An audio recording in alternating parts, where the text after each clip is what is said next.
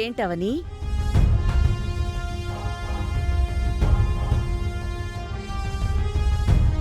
ఆ నిహారిక వాళ్ళన్న మాటల్ని నువ్వు మనసులోకి తీసుకోవద్దు. వాళ్ళు కావాలని నీ మనసుని పాడు చేయాలని చూస్తున్నారు. సరేలే, వదిలే. నువ్వొచ్చేంత వరకు ఆగమని ఇంటర్వ్యూ వాళ్ళని అడిగానత్తయ్యా. వాళ్ళు నా మాట వినిపించుకోలేదు. అదీగాక కృష్ణబావ మిమ్మల్ని పిలుచుకొనొస్తాడని అనుకున్నాను. జరిగిందైతే అదే. సరే అన్నాను కదా. అప్పట్నుంచి నువ్వు మూడీగా ఉన్నావు. మనసులో ఏదో పెట్టుకున్నట్టుగా అనిపించింది. అదే నాకు బాధగా ఉందత్తయ్యా. నా మనసులో ఏమీ లేదు. నీకు నువ్వన్నీ ఊహించుకుంటే ఎలా చెప్పు? మీరేవైనా అడగాలనుకుంటే అడిగేయండి. అరే, ఏం అడగాల్సింది లేదవని. ఎందుకు ఇంతలా ఫీల్ అయిపోతున్నావు? నిహారిక వాళ్ళ గురించి నాకు తెలీదా చెప్పు? నువ్వు మనసులో ఏమీ పెట్టుకోవద్దు. వెళ్ళు. థ్యాంక్స్ అత్తయ్యా.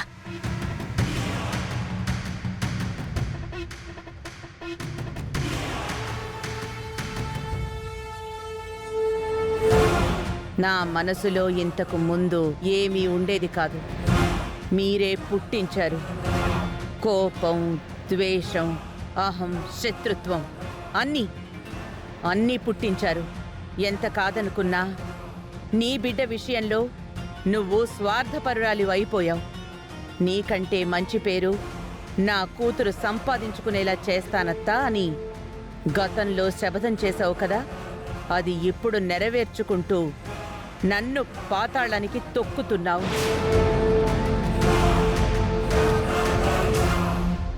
వేదా, ఏంటండి? ఏమైంది నీకు? ఎందుకిలా ఉంటున్నావు? అవని వచ్చి మనసులో ఏం పెట్టుకోవద్దు అంది. మీరొచ్చి ఎందుకిలా ఉంటున్నావని అడుగుతున్నారు. నాకు కాదు, మీకేమైంది? మీరెందుకిలా ఉంటున్నారు? నిజం చెప్పు. అక్షయ్ విషయంలో నువ్వు ఇబ్బంది ఏమన్నా ఫీల్ అవుతున్నావా? ఇబ్బందంటే? అదే, తనను అందరూ అలా పొగుడుతున్నారని, నీ స్థానం తక్కువైందనేసి ఏమైనా ఫీల్ అవుతున్నావా అని అడుగుతున్నాను. అక్షయ్కి పేరొస్తే నాకు పేరొచ్చినట్టు కాదా? అవనికి గుర్తింపు, గౌరవం వస్తే నాకొచ్చినట్టు కాదా? నేను తట్టుకోలేకపోవడానికి ఏముందండి? నాకు రాని పేరా? నాకు గౌరవం ఇవ్వని ఊరా? నేను అందుకొని నీరాజనాలా? నాకు దక్కని అభినందనలా? గతంలో నాకు ఏం తక్కువయ్యాయి? సాక్షాత్తు అమ్మవారికి దక్కినంత విలువ నాకు దక్కింది. అంతకు మించి నాకేం కావాలి? అయినా అక్షయ పరాయిదా? నా కొడుకు కోడలికి పుట్టిన సంతానం. నా మనవరాలిది నా వంటి అద్భుత జాతకం, కారణ జన్మురాలు. దానికి ఆ మాత్రం పేరు రాకూడదా ఏంటి? ఇంకొకసారి మీరిలా అనకండి. వెళ్ళండి. నీ మనసు అలజడిగా, ఆందోళనగా ఉందని నాకెప్పటికీ అనిపిస్తుంది వేద.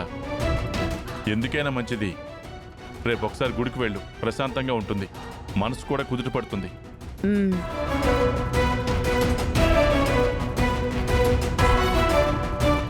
ఎందుకు కుదుట పడుతుంది? ఆ గుడిలోనే కదా నాకు అవమానం మొదలయింది. సమయం చూసి బదులు తీర్చుకుంటాను.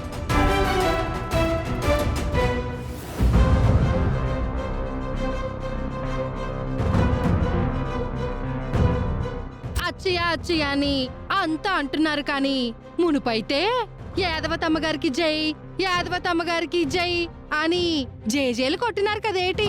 జనంలో మీకు ఇలువ తగ్గిపోనాది. మై సభలో దుర్యోధనుడికి జరిగినంత అవమానం మీకు జరిగిపోనాది. మీ అత్తయ్య గారి శకం అయిపోయి మీ అధ్యాయం స్టార్ట్ అయిందని ఊరందరూ అనుకుంటున్నారు.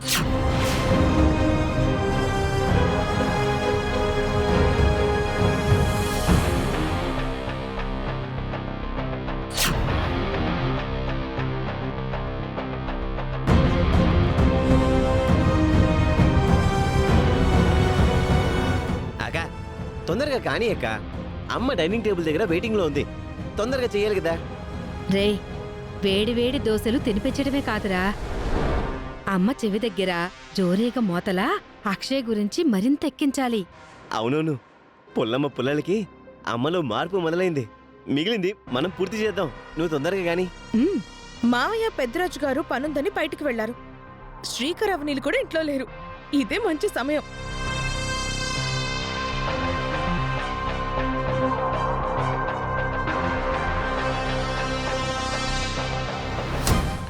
అయిపోయిందా? అయిపోయిందా? మ్మ్.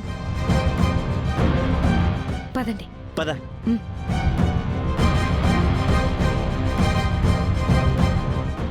వేడి వేడి దోశలు రెడీ. సారీ అమ్మా, కొంచెం లేట్ అయింది. పర్లేదు. అత్తయ్య తినండి. మీరు కూడా కూర్చోండి. మీరు తిన్నాక మేము తింటాంలేండి. ఎందుకీ కొత్త అలవాట్లు? అందరం కలిసి తిందాం. కూర్చోండి.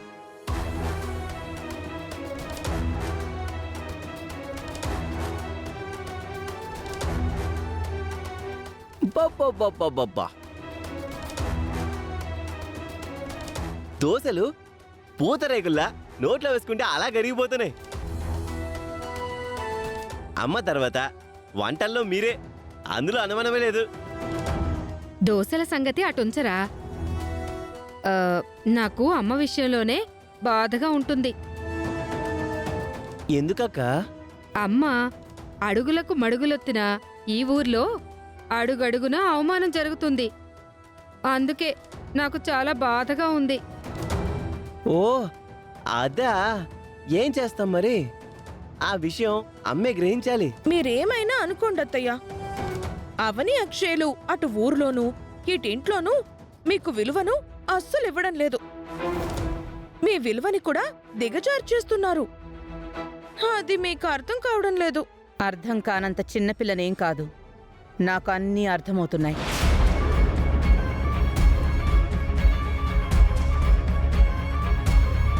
ఎస్, ట్రాక్లో పడింది.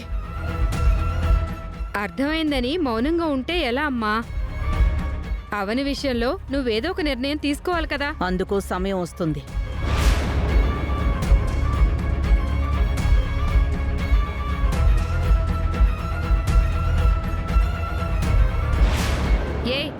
ఏంటి కూర్చుంటున్నావు? మీతో పాటు నేను కూడా టిఫిన్ చేద్దామని. మా వరకే దోశలు వేసుకున్నాం. మాకివి సరిపోతాయి. ఇప్పుడు నీకు లేవు. ఆకలేస్తుందత్తా, నాకు దోశలు వేసి పెట్టొచ్చు కదా. ఇక్కడ ఎవరు ఖాళీగా ఉన్నారు? అందరం తింటున్నాం కదా. కళ్ళు కనిపించడం లేదా నీకు? ఇదిగా ఏంటిలా దీనంగా చూస్తున్నా? తలకే నీ దిష్టి మాకు తగులుతుంది. అసలు అరగదు. కావాలంటే నువ్వే వేసుకొని తిను. నాకు రాదు, నేనెప్పుడు ట్రై కూడా చేయలేదు. వేదాలొచ్చు, పెద్ద పెద్ద మాటలొచ్చు, దోశలేసుకోవడం రాదా నీకు? నువ్వు మీ అమ్మ జనాల్ని కాపాడడానికి ఫైట్లు చేస్తారు, యుద్ధాలు చేస్తారు. మీ అమ్మ నీకు అన్నీ నేర్పించింది, కానీ ఆఫ్టర్ ఆల్ దోశలు వేయటం నేర్పించలేదా? అక్కడ పెనం వేడిగానే ఉంది, దోశ పిండి పక్కనే ఉంది. వెళ్ళి వేసుకో. అదేం పెద్ద బ్రహ్మ విద్య కాదు. ఏంటి గండు పిల్లి మొహం వేసుకొని ఇంకా ఇక్కడే ఉన్నావు? ఎలా ఎలా ఇక్కడి నుంచే